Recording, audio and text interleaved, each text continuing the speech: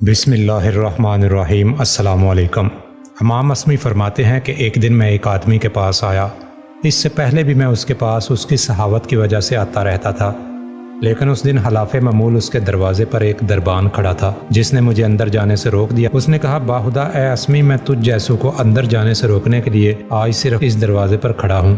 میں نے کاغذ کا ایک ٹکڑا لیا اور اس پر یہ شعر لکھا، جب کسی صحیح کے دروازے پر دربان کھڑا ہو جائے تو اسے کنجوس پر فضیلت نہیں رہتی۔ میں نے رکا دربان کو دے کر کہا، میرا یہ رکا اندر پہنچا دو۔ وہ رکا لے کر اندر چلا گیا۔ تھوڑی دیر بعد واپس وہی رکا لے کر آیا۔ اس کی پشت پر لکھا تھا، جب صحیح کا مال کم ہو جائے تو وہ پردہ ڈال کر قرض خواہ سے چھپنے کی کوشش کرتا ہے۔ اس رکا کے ہمراہ اس نے ایک تھیلی بھی بھیجی جس میں 500 دینار تھے۔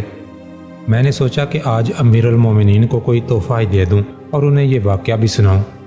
میں امیر المومنین کے پاس گیا اور رکا اور دیناروں کی تھیلی دی اور گزشتہ واقعہ بھی سنایا۔ انہوں نے جب تھیلی دیکھی تو ان کے چہرہ پر غصہ کے آثار نمایاں ہو گئے۔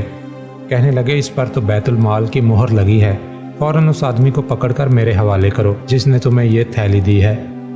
امام اسمی فرماتے ہیں کہ جب ہم اس آدمی کو پکڑ کر لائے اور اسے امیر المومنین کے سامنے کھڑا کیا تو انہوں نے اس سے کہا، کیا تو وہی نہیں جس نے کل ہماری سواری کے سامنے کھڑے ہو کر اپنی ہستہ حالی کا ذکر کیا تھا؟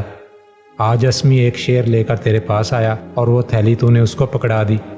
اس نے کہا، باخدا میں نے اپنی جس ہستہ حالی اور زمانے کی سختیوں کا ذکر امیر المومنین سے کیا تھا وہ سب صحیح ہے، اس میں کوئی جھوٹ یا فریب نہیں، لیکن مجھے اللہ تعالیٰ سے حیا آئی، اس لیے میں نے اپنے در پر آنے والے کو اسی طرح واپس کیا جیسے امیر المومنین نے مجھے واپس کیا تھا۔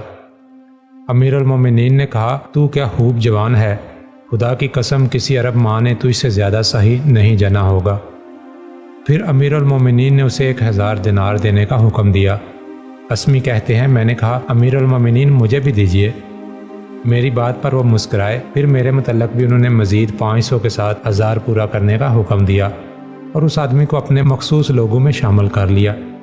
اللہ کی راہ میں جتنا بھی خرچ کیا جاتا ہے اسے اس کا دگنا ملتا ہے۔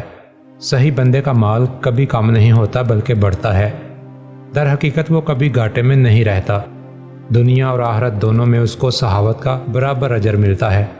مسلمانوں کی تاریخ صحاوت کی شاندار مثالوں سے بھری پڑی ہے کہ ایک ہی آواز پر صحابہ کرام نے اپنا سارا مال و متاع اللہ کی راہ میں قربان کر دیا۔